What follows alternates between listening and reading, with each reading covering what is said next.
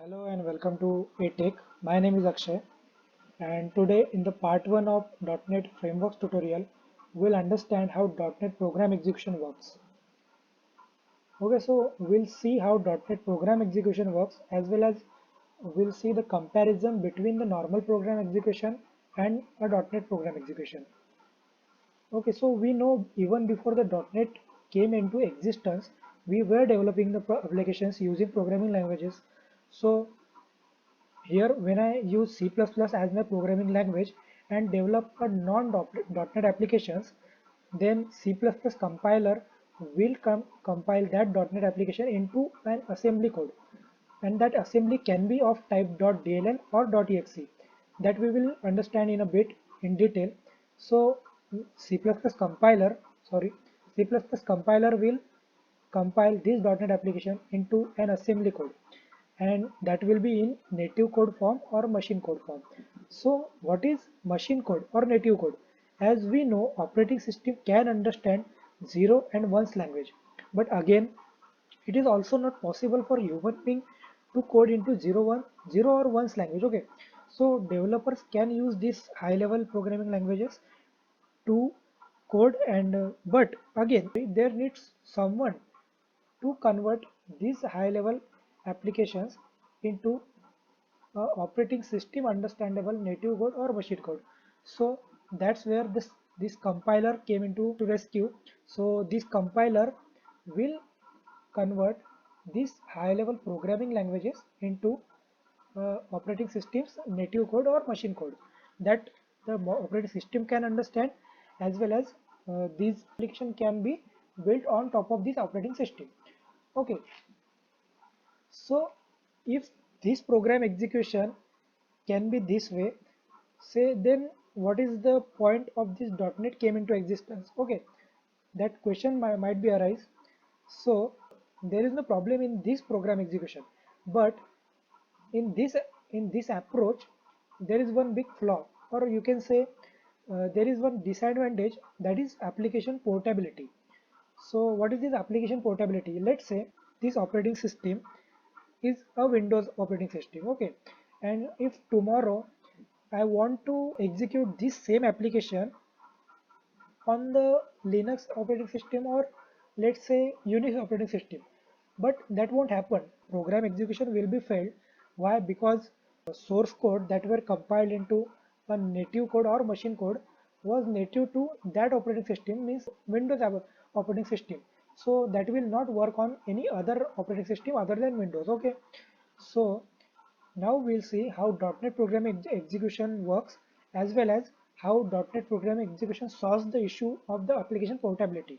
Okay, so as you can see, there are several programming languages which we can use in .NET program execution, like VB, C Sharp, C++, and other programming languages that were integrated in .NET program, .NET framework.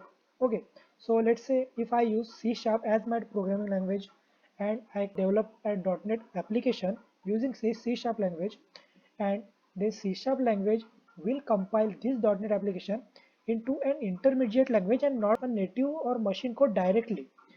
Now we'll see why is that so. So after that, C Sharp compiler will compile this .NET application into a intermediate language code. After that, intermediate language code will be compiled by this JIT compiler into a native code, and that JIT compiler will be in this CLR. What is this CLR? This is Common Language Runtime. So how this CLR will get installed on our computer? So let me tell you, when we install .NET on our computer or our system, two things happen. Okay, two most important things. So first is a .NET framework class library get installed, which has some classes that can be used in application development. Okay, so, and second thing which gets installed is this CLR, this Common Language Runtime. So what's this Common Language Runtime? This is the environment which contains this JIT compiler, that is also called as just-in-time compiler, which compiled this intermediate language code into native code. Okay, so what happens if, let's say, we are building an application on top of Windows operating system, and the application's code is gets compiled into this intermediate language code.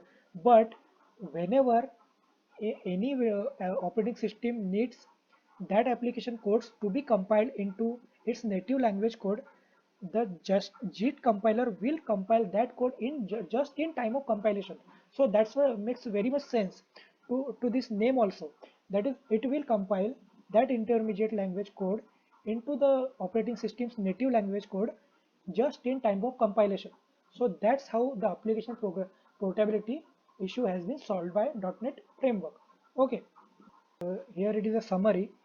So this IL means intermediate language code, also called as MSCIL, that is Microsoft Code Intermediate Language, or CIL or managed code.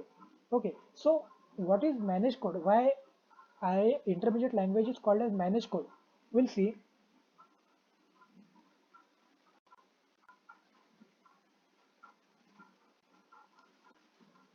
As you can see here, this is CLR, that is Common Language Runtime. So this intermediate language, which has been generated by this C sharp compiler or whatever compiler the respective depending on the respective language you have choose. Okay, so this intermediate language code is completely managed by this CLR. So as well as this CLR also manage the memory allocation as well as deallocation. So this management is done by the CLR. That's why this .NET program is also called as, or this intermediate language is also called as a managed code. Okay, so the second point, that is assembly can be .dll or .exe depending on the type of application. That's the third point is, that is .NET assemblies contain IL code, whereas non.NET assemblies contain native code, machine code. Okay, that also we have seen just now. Okay, so the next point, that is .NET application execution consists of two steps. Okay, the source code is converted into intermediate language code by the normal compiler, and the intermediate language code is gets compiled into OS specific native code by JIT compiler of the CLR, that is Common Language Runtime. Okay, so next point, that is .NET supports different programming languages such as C Sharp, VB, C++, etc., and can generate managed code, that is intermediate language code, whereas C++ can generate both managed code and unmanaged code, that is native code. So why is that so? So there were applications which were built using C++ and before even the .NET came into existence. So for the backward compatibility, so C++ still can produce managed code as well as non-managed code. Okay, so that explains us all. And the last point is, native code is not stored permanently anywhere in the system. After we close the program, native code is removed, and when we again execute the program, native code gets generated again. So that's also I have explained in this video, that this CLR contained JIT compiler converts this intermediate language into a native code just in time of compilation. So that is why whenever this JIT compiler converts this intermediate language into a native code, that native code is not permanently stored anywhere. It is just converted in time of compilation when the operating system needs that code. Okay, so again, what are the advantages of .NET framework? That I also explained to you guys.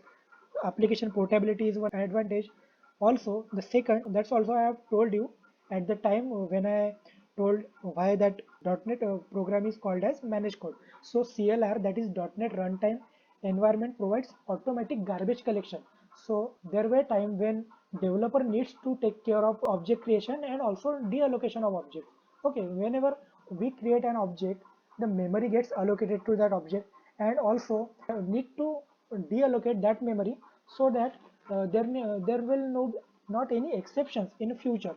Okay, but in .NET, that headache is also managed by this CLR. This CLR provides the automatic garbage collection which manage that memory uh, deallocation as well. Okay, so that's it from my side, and whenever I will post the new part of this .NET frameworks tutorial, you will get notified if you subscribe this channel. And till then, stay tuned and thank you.